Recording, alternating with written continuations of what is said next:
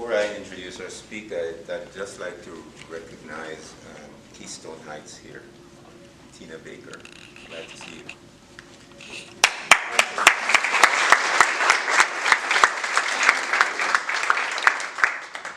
It is really my privilege to introduce, and he has introduced himself very well. I probably have not much else to say, but our Clay County Board of County Commissioners. He is our chairman, and he is very accessible, has been in the county, has helped a lot of organization, and has done a lot of wonderful things in the county. And it is my privilege to ask him to come up and be our keynote speaker this morning. I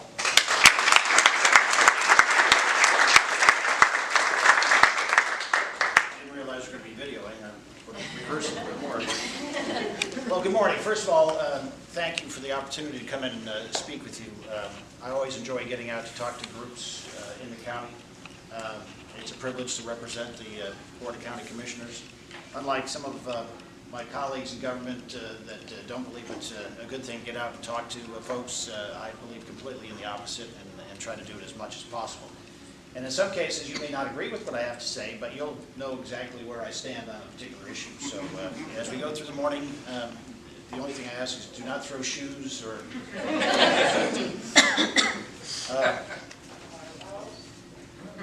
I do get excited about telling our story of Clay County to the folks that live here. And whether you're a taxpayer, a resident, a voter, or all three, or just somebody that works in the county, and where we're going. Because as I said, I'm a strong believer in making sure that everybody's informed, because it actually technically makes my job easier. You know what we're doing, you know when we're going to do it, you basically get a chance to give me feedback, which is important, and I take all that feedback to heart. Now in some cases, that feedback actually changes minds, and in some cases it doesn't. But it's important to know where everybody sits on a particular issue. And also, it also gives us an opportunity to explain a rationale, because no decision that we make on a county level is done in a vacuum. There's always factors that play a part in making a specific decision on anything. So let me give you some numbers first, which I think will be a good starting point for us to understand where Clay County sort of sits. Florida Tax Watch, which is a third-party organization which looks at all taxes in all counties and all municipalities in the state of Florida, ranks us 40th out of 67 counties in the tax burden on its citizens.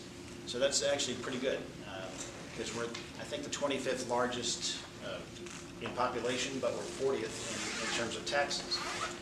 Another way to look at that is on a per capita basis, because of course we have smaller counties that obviously make less revenues and spend less, but on a per capita basis we're 64th in per capita total county tax revenues and 65th in total expenditures. So that's out of 67 counties. So that's a pretty good value for the services that you get in terms of what we provide from the county commission. Now, I use those numbers a lot in meetings, and then everybody runs out afterward and says, well, Commissioner Cella says we're undertaxed and he's going to raise taxes. No, we're not saying that. We're just saying, as a point of reference, we get a pretty good value for what we do. And what's really interesting is that people forget that we're citizens, we're taxpayers on the Board of County Commissioners. So if we have to raise a fee or we have to raise a tax, we pay that. We don't get an exemption. So we're right there with you in terms of that respect. A couple of numbers you should know. Last year, this current year, I'm already into next year because we're working on the 2019-20 budget. The Sheriff's Office had a budget of $56.1 million. The Fire and Rescue, which is under the Board of County Commissioners, was at $26 million. We collected, as a government, only $86 million in terms of property tax, ad valorem property tax. So the property taxes that we collect don't even pay for fire and police service, which is really our number one job, is to make sure that people in the county are protected. So you can see the property tax is already taken up. We're already in the hole, and we use fees and other things, monies from the state in various categories to pay for the rest of it. One of the things that you should also know is that we've got, I don't know, I think it's well into the 60s in terms of different funds that we collect monies from. And in some cases, many of those funds, the money has to go back to a specific need or specific service. So even though we may get $200 million more over the top of that, $86 million from property tax. We can't just take that dollar and spend it where we think we need it. We have to spend it in a specific spot. So that makes for some really heavy accounting, and I'm glad that I don't have to do any of that. I just have to worry about spending it and figuring out how we're going to be able to bring the revenues in. We're ranked 37th in the percentage increase of property tax in the state since 2012. That's at 14.7%. St. John's, as you would expect, probably is the most expensive, and it is 30.5%. Duval County is at 23%, and statewide it was just about 30%. So we're actually running below what the state average is in terms of increases in property taxes. And as I said, ranked 25th in total population. 91.2% of the people that live in Clay County live in the unincorporated areas. That means they're outside the town of Orange Park, Green Cove Springs, Penny Farms, or Keystone Heights. That's a number that a lot of people don't realize it's that big, and that's primarily why we have to do what we do in terms of taking care of all kinds of things. Coming up, First Coast Expressway. A lot of people have heard about that. It's here. If you haven't driven out Highway 16, just west of the fairgrounds, do it. It's amazing in terms of what they've done in a very short period of time in terms of clearing that land, and they're already starting to build the overpass. Or you can even go Henley and look, and it's pretty amazing how far you can see. It is truly incredible, and as they continue to move forward, that puts pressure on us to make sure that we're prepared for it. Zoning in those areas, that there will be interchanges are done so that certain kinds of businesses and other kind of commercial activities will be in the proper place, as well as residential. And also, most importantly for us, is to make sure that we have infrastructure, roads, that can get you to the First Coast Expressway, because there's no sense in having an expressway if you can't get there. So that's something that we're working hard on. And as part of that, the county has, in its history, had a few bonds. Don't often borrow money. And a lot of people look at that as a good thing. But at the same time, that has also inhibited growth in certain aspects. Because I can ask how many people have a car loan and how many people have a home loan in this room, and there'd be a lot of hands being raised. So if you borrow money for good purposes, it's not a bad thing. And so we're looking at bonding at probably to the tune of about $130 million. Now, that won't increase your taxes because that all comes out of 1 cent sales tax, which you're already paying. And that goes up every year, and that's paid by not only residents but non-residents. And about 40% of our sales tax is actually paid for by people outside the county. And then you've got your gas tax, which we did go up a nickel on 2 years ago, and we get about $3 million a year, and that money is spent specifically on roads. That's by state statute. And there's also the developer's fee, the transportation impact fee, which we just reinstituted and raised, so that can help us pay for those roads as well. And those roads that we're looking at: Sandridge Road, Russell Road, County Road 315, County Road 315B, all to 4 lanes. Widen portions of 218 as well. And it'll also allow us to build the Cheswick Oaks extension southwest to Brandon Field to hook up with the First Coast Expressway there. That is the world's largest cul-de-sac in Cheswick Oaks, if you know what I'm talking about, because you go in, but you can't get out. And we've got residents in Clay County that actually have to go to Duval County to come back to get home again. And it's amazing to me that we haven't been able to do something before this. And that goes for our fire service and police as well. If they go up there, they've got to go through Duval County and go all the way up around on Argyle or through Oakleaf to get down to Cheswick Oaks, because they can't go any other way. So that'll hopefully help with that. And also we've got an extension 218, which is actually being paid for by a developer, which will hook 315 right on that hairpin turn that you go through as you're headed toward the transfer station. It'll shoot straight across and hook up with 218 at an interchange that will be built there by, again, the developer for the shadow lawn development there. So hopefully those things will get us a real jump start on making sure that people can get around the county and be able to get to where they need to go. And then that just is an ongoing process, obviously. We've got a stormwater fee that we're looking at. We haven't passed it yet. That would be a $60 per parcel. Essentially, one of the, I was somewhat kidding in the beginning when I introduced roads, drainage, and garbage, but those are the 3 things that light up my phone on a continuous basis. And we have some real problems in the area in Clay County as far as drainage is concerned, coming off roads, backing up between developments. We often see that where an existing development sees a new development go in next door. For some reason, 20 years later, we're a little smarter about making sure that they're higher so they don't get flooded. But by putting them higher, that puts the other development at risk because the water all flows off. So there's drainage problems. And so this money will be about $4 million a year and will be used specifically to correct some of those problems. We resurface probably 40 to 50 roads a year. Doesn't seem like it, but I think we got 700 or 800 roads, and if we wanted to do it all in 1 year, it would cost us $80 million to resurface all the roads. So you can see the numbers are big. They're getting bigger because Clay County is getting bigger, and that's the pressure that we feel in terms of making sure that we spend the dollars as effectively as possible. We've learned a lot of things here in the 3 years I've been on the commission. We learned from a tourism standpoint why people come here and where they come from, and you might be surprised. Anybody have a guess as to where the most people come from in terms of visiting Clay County? Cleveland, Ohio. You're right. No. New York. New York. Well, a lot of people say, Jacksonville or whatever. It's actually Atlanta. Makes sort of sense. Atlanta, Gainesville, Orlando, Tampa, and Jacksonville. Those are the top 5 points where people come in from. We know a little bit about our fairgrounds. We did a study in cooperation with the University of Florida Architectural School. We commissioned a study. They came back with a study, told us what we need to make that thing from a diamond in the rough to a real diamond so that it can be a real tourism attractor. We know that already that all the events, including the fair and everything else that happens out there, 51% of the people that attend the events are from outside the county.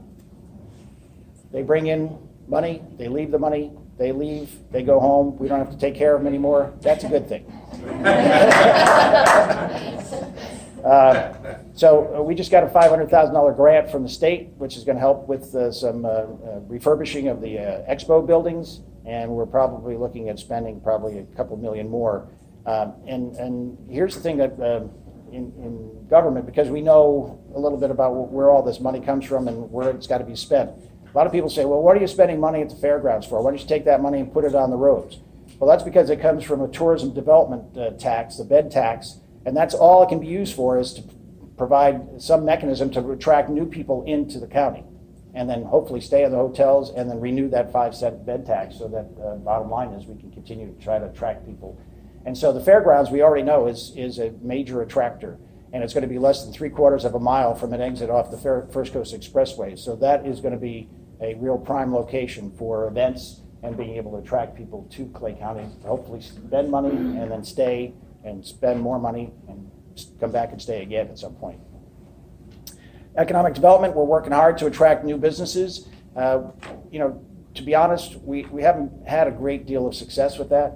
I'm not sure why, but we need to do something different, and so we're looking at that in terms of maybe perhaps doing more tourism-oriented things. Take advantage of some of the new kayak launches that we're putting in. Camp Chow that has some of the new facilities there. We've been written up in national publications 3 or 4 times in the last year about the tree houses out there, the treehouse campgrounds. And so we're looking to take advantage and take care of getting those information pieces out to whether it's social media, websites, or national publications. And to help us do that, for the first time in 11 years, the commission will actually have a public information officer. Annalisa Winter has just joined us. She was with the state of Florida and in the forestry department. It's important, again, for us to get that information out. And many times it's very frustrating for me especially because I'll get a phone call or I'll see something on Facebook. Why are they doing this? How come they don't know this? Well, we did know it and we did do something about it, but nobody knew about it. And that's a failure of ours as well, not to tell people that something was done. So we're trying to address that. Some of you may have seen or heard a little bit about the sheriff's budget. If you haven't, he asked for $10.2 million more than he got last year. That's a break-the-bank number. We're thinking that revenues will be up about $6 million just as we stand with no tax increases, and most of that would be through increasing values of real estate. And so your property tax will go up a little bit, but it's not an increase in terms of the percentage of what we charge you as far as a tax rate. So just to give you an example, in 2016 and 17, it was $50.2 million. In 2017-18, it was $51.4 million. So that was the first year the sheriff was in for his budget. That was a 2% increase. last year we gave him a 10% increase to 56 million, and this year he wants to go to 66.8 million, which is a 17% increase. Most of you deal with budgets. If somebody dropped a 17% increase on a line item onto your budget, you'd be having a problem. We have a problem. So we're working with the sheriff, trying to get him to see if he can't see his way clear to a little less than that and still provide the safety that we think that we need here in Clay County. It's a real delicate balancing act. We don't want to say no to the sheriff, but at the same time, we are the ones that are responsible for the oversight and to make sure that we represent you, the taxpayers, and you're getting the value that you need without breaking the bank. And that's not always an easy line to walk. Some of you may have seen some of our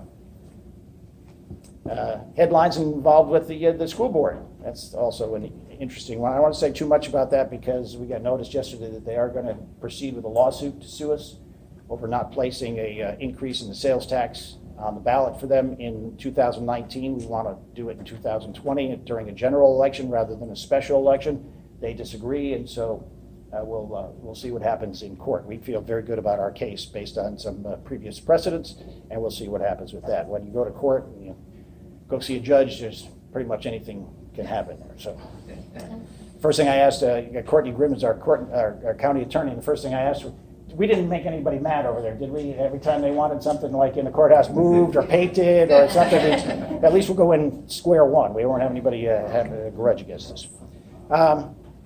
And I noticed on the little flyer there that was attached to one of my emails that we were going to talk about nonprofits as part of the headline of the talk, so I'd be remiss if I didn't bring that up. You would be hard-pressed, and it would be difficult to find anybody who has not been touched in some way by a nonprofit organization here in Clay County. I don't have the official total, but I think Clay County has more nonprofit agencies than pretty much any other county in the state of Florida. And that's the heart of the giving part of what Andre was referring to before in terms of businesses and non-businesses trying to, in Clay County, businesses provide a lot of revenue for our nonprofits. And so I had an opportunity to see what a nonprofit means to our community earlier this week. I'm usually out in the morning around 7:30, 8 o'clock walking. I walk for about 2.5 miles, about a half hour, 45 minutes. And I'm used to taking phone calls during that time frame. And this one came in, was from somebody we met during the campaign 4 years ago, a supporter. They become friends. She often calls, and I'll give her advice or tell her where she can find something. Well, this time she called, and she's a caregiver. Her husband is a veteran. He's had a real tough time over the last 6 months with health. She's been dealing with the VA, and that's enough in itself to make you sick based on some of the stories she's told me about appointments. And they were in Gainesville. They sent them to Jacksonville. They got to Jacksonville, sent them back to Gainesville because they can't do what they wanted to do in Jacksonville, but they could do it in Gainesville, and on and on. Her sister died in the last year or so.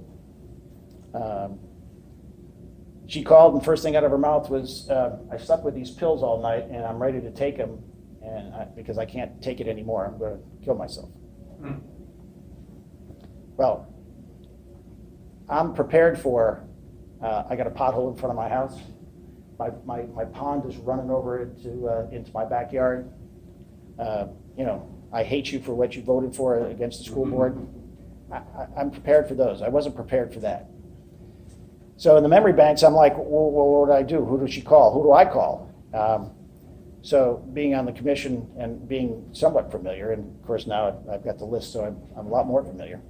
I knew Clay Behavioral Health was someplace that she probably should talk to pretty quickly. So my wife talked to her. She's an RN, tried to assure her that all these feelings that she had are really normal. She's getting anxiety. And a lot of it was because she was in this cycle. And so bottom line is we got her in touch with Clay Behavioral. They did a real quick assessment on her. They're going to get her some counseling. I talked to her yesterday, and it almost seems like her old self is back. And I think a lot of it was because it was all internal. She didn't think she had any place to go. She didn't think she had the ability to deal with what was coming. and they were able to help her. So thank you, Clay Behavioral. And by the way, she didn't get special treatment because a commissioner told her call. That was what they gave her. So we thank them, and certainly a number of other folks in this room are on the sheet probably could have helped as well, but that was the one I was most familiar with. So as you know, nonprofit organizations play a vital role in building healthy communities. And in fact, well-resourced nonprofits that are well-connected like this in the community can catalyze growth and opportunity as well. And I think we see that here. Yeah, your own website, Clay County Nonprofits, 5% of the workforce. In 2015, more than $33 million in direct program delivery to Clay's residents, $2.4 million in fundraising, $30 million in grants and contributions, and collecting some, $4 million in in-kind donations. It's a big part of the economy in Clay County, and it's all thanks to folks like you who work for nonprofits, or if you're working for a profit company, do something that can help the nonprofits. I'll be talking to you now about the $35 line. So that being said, we do appreciate what you do.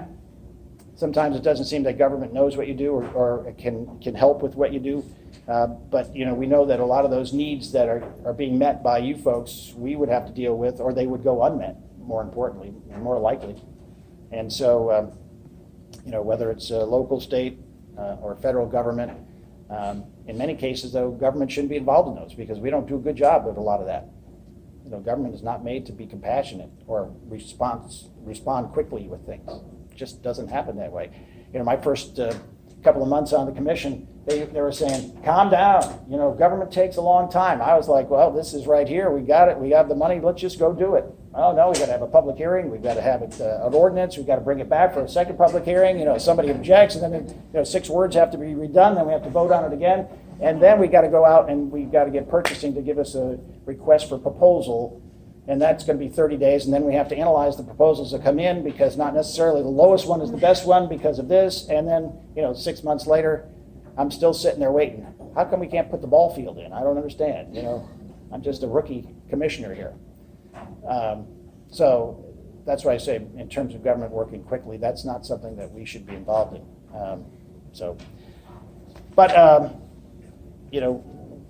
We do have an era of your organizations have growing needs, and it's on the side of the fence. On my side of the fence, it's shrinking resources because the state, believe it or not, it keeps putting obstacles in our way to be able to generate revenue, but they keep putting mandates on us that they don't pay for, and so we've got to pay for them. So it's a difficult situation for everybody. We get a lot of requests, obviously, for people that would love to have us give them some kind of a grant of monies for their organization. I'd love to give everybody some money, but obviously that's not something that's realistic or is going to happen. And certainly the ones that we do at this point in time that we do help with funding, we're sort of in a stationary kind of a mode in terms of expanding that to future to other organizations in the future. Give you an idea, and we just quickly talked about the sheriff's budget. He wants 10.2 million more. The supervisor of elections is looking for 2 million more because everything now has to be in English and Spanish, so he's got to hire 2 language poll workers. The ballots have to be in English and Spanish, and that'll double the cost. Doubles the cost of not only the printing but the mailing. Amendment 10 was passed last year, which gives the clerk's office control over certain things, and so we've got to set up a finance department and a records department for her because all of that's shifting from our office to that office, and so it's not just as easy as like, we'll lock this off and put it over there. There's a lot of other things that have to go in because we still have to have an office of budget and management, and that's going to cost a couple of million to be able to try to figure all that out.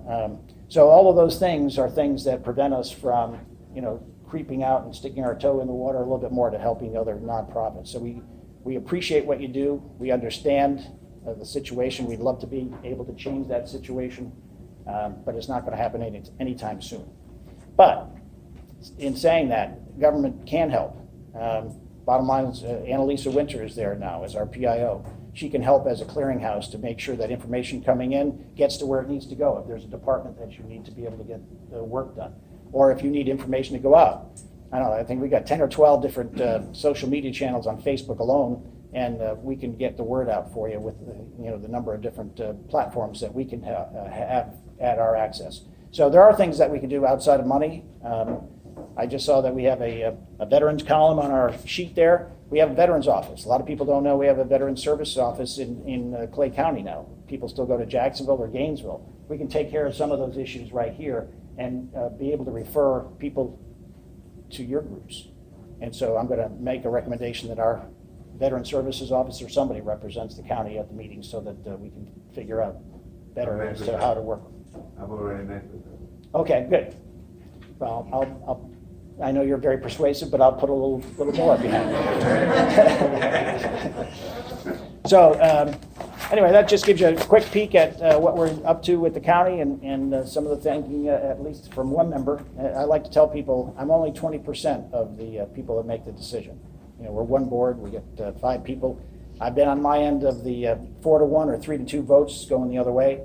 But we have a good board. A board that really truly believes that Clay County is the best place to live, and we want to make it better. So if anybody has any questions, I'd love to take some questions or provide some answers or anything else. Patrick? Could you talk about our new county manager? Yes, Howard Wanamaker is our new county manager. He took over just within the last month or so from Stephanie Kapelousas. Stephanie was with us for 7 or 8 years. She went to work for Governor DeSantis in Tallahassee as the Legislative Affairs Director. Howard had previous experience in the Navy, ran NAS Jacks for 18 months. I think he was in the Navy for 26 years in different commanding positions. He came out and went to work for Hanania Automotive as Strategic Operations Director, and he's done a great job in the month that he's been with us. It is, you've heard being force-fed out of a fire hose. That's probably 3 or 4 fire hoses for Howard, because not only has he had to deal with some really incredibly difficult issues, but he's also had to learn, and a lot of times in that job, it's the history that helps you move forward. So he's trying to pick up on the history as well as moving forward, but he's done a good job. He's really detail-oriented, and he's really good with staff. Anybody else have any questions? Glad to answer.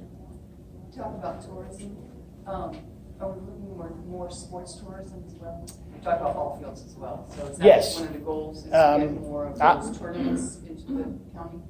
That is, it seems like an easy way to go in terms of being able to generate. I mean, we already have in Eagle Harbor, Clay County Soccer already does that. They invite teams from all over to come. Unfortunately, their facilities aren't conducive to having those real big tournaments. We're actually looking at maybe doing something in the area of the fairgrounds. We're trying to talk, we thought we had a grant for $3.5 million from the state this past session. Representative Cummings and Senator Bradley really went to bat for us to try to get that, and we're going to use that as sort of a jumping off point. We're talking about maybe some property right next to the fairgrounds and keeping it all sort of in the same area. That got shot down, but we're back at the drawing board, but that is definitely a possibility.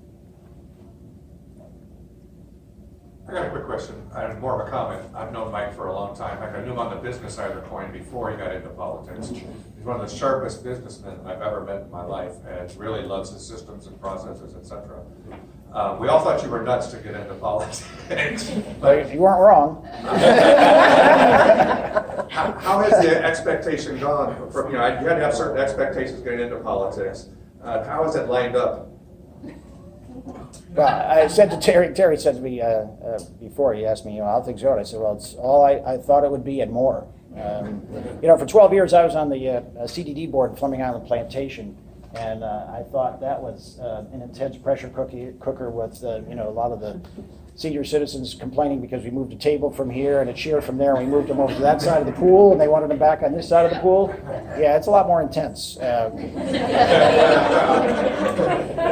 When you're staring across the table at the sheriff, and he's, you're thinking, well, maybe I might get a ticket on the way home if I don't get him this extra $10 million. And well, then, there's a whole different process there. But yeah, it's a lot more intense, a lot more emotions in terms of the issues, and I've been surprised by the lack of communication from everyday people. And I know everyday people have jobs and they have their own situations, but I mean, in terms of the issues, I try to be as accessible as possible, and maybe 1 or 2 people will contact you, And then you try to, I try to get out and be as many forums like this as possible so people can give me feedback or ask questions, and I could sort of tell when they, what kind of questions they ask, where they stand on a particular issue.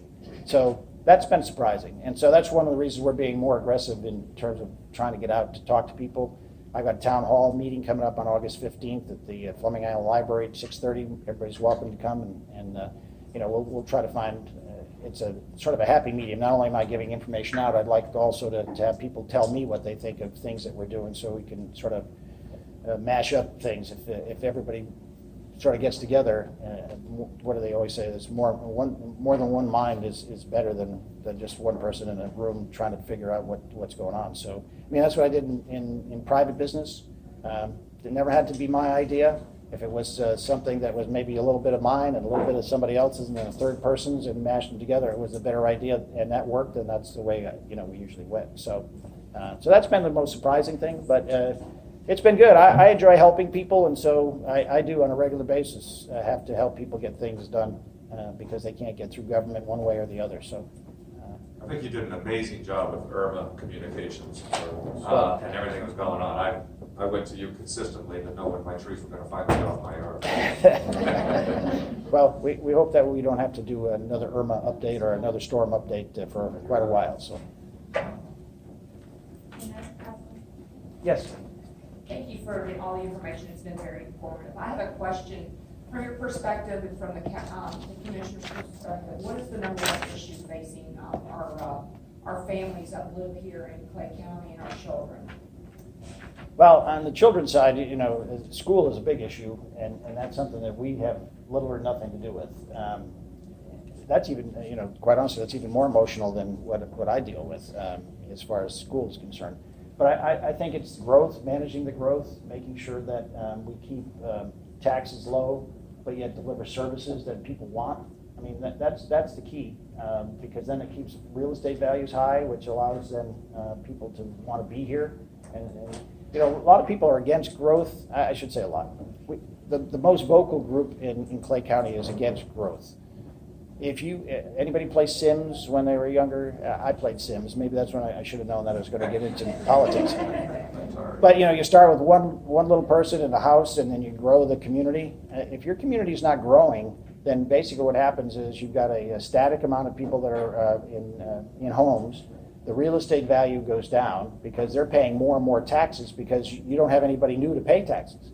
So if you've got 20 homes, those 20 homes are going to be paying all the taxes, and it's just going to, because costs never go down. I mean, even if you give a cost of living to a police department and fire department, and city county workers in terms of people that are out on the roads and public works, those costs are always going to be going up. Electricity, water, insurances, you have it for your own organizations. And so my feeling is the government needs to stay out of the way in terms of obstacles to prevent businesses from succeeding, organizations from succeeding, and doing the things that they need to do.